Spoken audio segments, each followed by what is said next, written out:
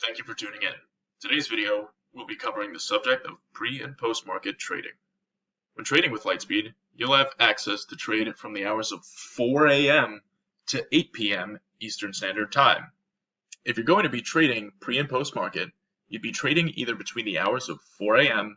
Eastern Standard Time and 9:30 a.m. Eastern Standard Time for pre-market, or 4 p.m. and 8 p.m. for post-market. These windows of time are referred to as pre- and post-market hours because the market is not open.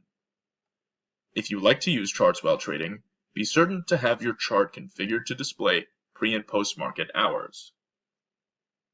You can set this configuration by clicking on the gear button in the top right-hand corner of your chart window. This will open the chart settings. Select the Chart Parameters tab and click on the All button, or bubble. When you're ready to exit the settings, click OK. You'll see that your chart will now include pre- and post-market hours.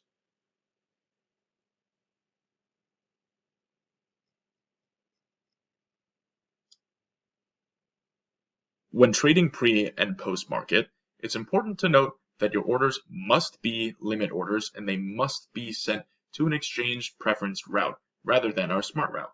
So, we're going to place a limit order here on Micron, ticker MU, for 100 shares at 78.65 per share. Don't want to pay more than 78.65 per share.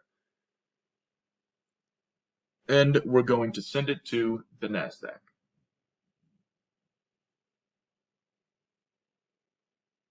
As you can see, we now have a filled order of 100 shares of Micron at 78.50 per share. It's also important to note that there is much less liquidity during pre- and post-market trading hours.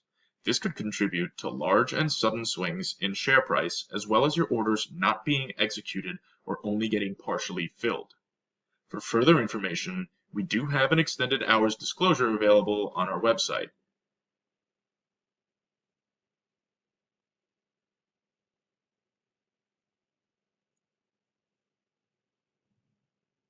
There may be times where you see large prints out of sequence or not adhering to the displayed bid or offer.